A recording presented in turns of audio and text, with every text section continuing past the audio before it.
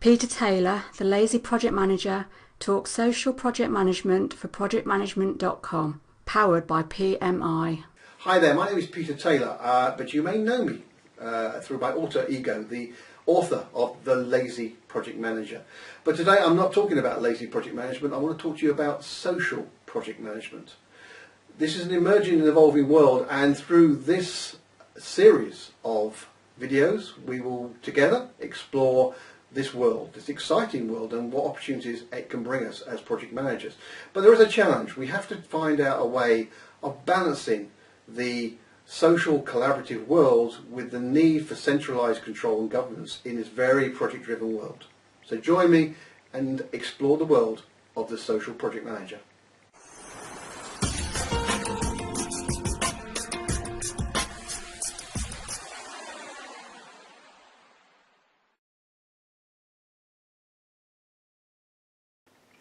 Well, here we are. This is episode 7, so we're over halfway through the series, The Social Project Manager, based on the book, The Social Project Manager, that I wrote, and I hope you're enjoying it. It's interesting. I'd love to hear back from you. So if you have strong thoughts one way or the other, you feel this is important or this isn't important, then I'd love to hear from you.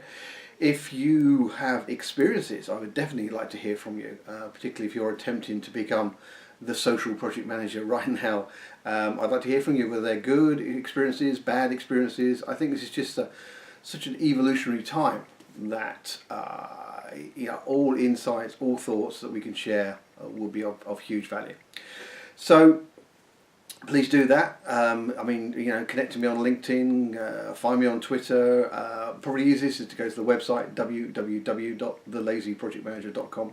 I really would welcome all comments, thoughts, insights, inputs. Share your experiences, because for sure there are many project managers out there who are trying to come to terms with this particular change that's going on out there. I think it's a really pivotal point in project management right now. We remember from episode 1 we started with the Harold Kersner. I thought Harold Kersner's traditional project management versus project management 2.0, and kind of tried to extrapolate on from there into the world of social project management.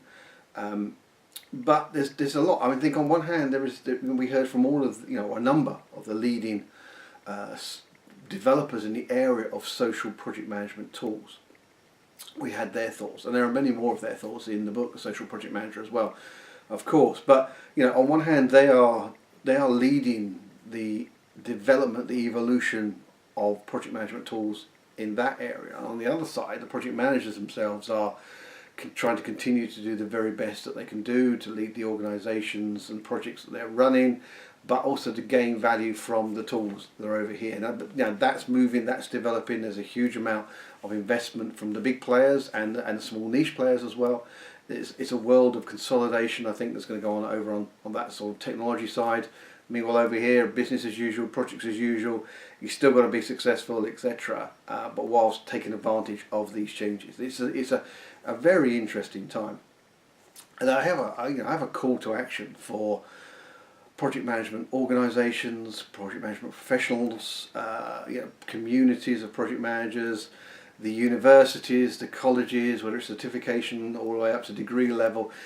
This is one area where I feel you need to be at the front, right at the front, and not, as we've often seen, catching up.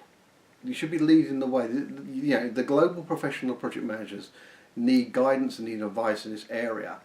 And yet typically what happens, the larger organisations are slow to the game. They catch up eventually.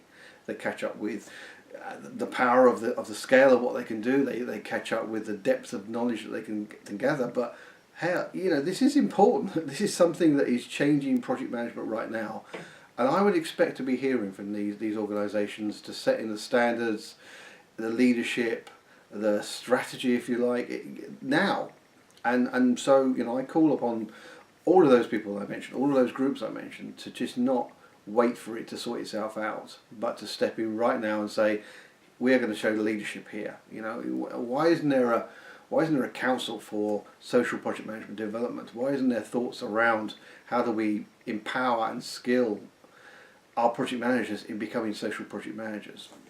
I'm just saying, I just feel that's something that organisations that really aspire to be leaders of the members of the communities that they represent should be out there talking about this right now. And I'm personally, I'm not seeing it. Okay, so now we're going to explore the how to become a social project manager. Now, there is no methodology, there is no roadmap, there is no step-by-step guide. Best I can do is some share experiences through research for the book, through people I interviewed, through the case studies that I was given. The best I can give you are some tips and some techniques to think about, and to also look at some of the risks as well. That's all I can offer you in this series and in the supporting book. But I think it's something that would at least open your mind. So, we're going to take you now on the journey to becoming, or how to become, the social project manager of the future. So this is what I had for breakfast this morning. Very nice it was indeed. And this is a picture of my cat fast asleep on my desk. And finally, let's take a selfie. Ah, you're looking good. There we have it. We are now all #social project managers. That's option 1. Well, let's look at option 2 instead. Option 2 I think is the more sensible one. The reason you might become a social project manager is none of those things we just saw. It is about the fact that you can build stronger relationships and you can engage with people with higher levels of trust through a completely open and collaborative platform of social project management media tools, whatever you want to call it. It can also deliver faster and better communication. It's certainly faster in getting communication around there digitally. It's a lot quicker than setting up a meeting or setting up a conference call with people. It can be done in the moment. It can be real time. And actually it can deliver better communication. It's not going to be from day one. You have to prepare yourself for that, because in day one people won't have that relationship, they won't have that trust, they won't have that belief in the system itself. So this is something that will come about, but it's something that is definitely of value in that world. And there can be savings. Savings can be brought about. I mean, many hands make light work. It's a very famous old saying, and it's true. Many thoughts can bring about significant reductions in the costs, the investment, the time in projects. And finally, what you've got is, when you get there, is a platform of collaboration and sharing. I mean, you need that. You need to go through that. You need to have the stronger relationships. You need to have the trust. You need people to see there is faster, better communication. You need them to see that they have a voice that is of value. But once you get to that level of collaboration and sharing, then you truly are a social project manager. In the next episode, project success and the social project manager.